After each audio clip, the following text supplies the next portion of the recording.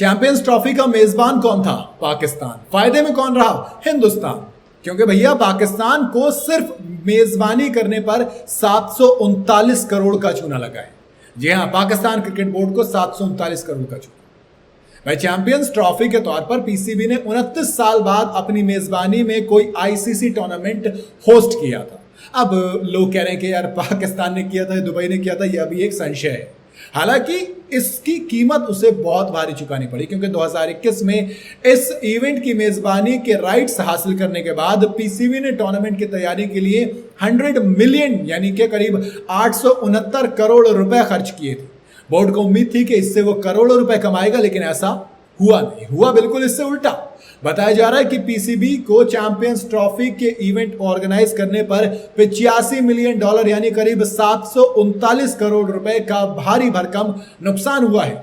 ऐसा मैं नहीं कह रहा, द टेलीग्राफ की एक रिपोर्ट कह रही है। इस रिपोर्ट के मुताबिक पाकिस्तान क्रिकेट बोर्ड ने कराची, लाहौर और रावलपिंडी के 3 स्टेडियम के रेनोवेशन के लिए 18 बिलियन पाकिस्तानी रुपए यानी कि करीब 560 करोड़ रुपए खर्च किए थे इंडिया के। ये राशि जो उनका टोटल बजट उसका 50% से ज्यादा थी।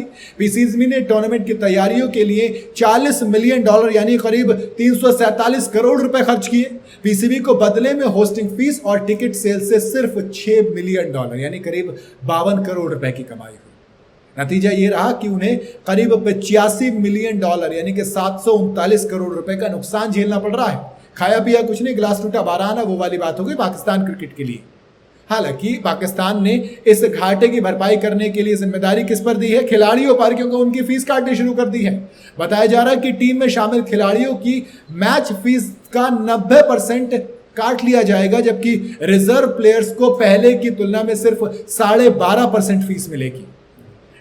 भैया आलिशान होटल्स में रुकते थे खिलाड़ी, लेकिन अब उन्हें बजट होटल में ठहराया जाएगा। माने किसी बी ग्रेड कंट्री की सी ग्रेड टीम की तरह ट्रीटमेंट मिलेगा। भाई पाकिस्तान एक तो होस्ट नेशन था, खुद का परफॉर्मेंस ऐसा रहा था कि ऑडियंस को लाना तो छोड़िए, गाली देने के लिए काम आएगा।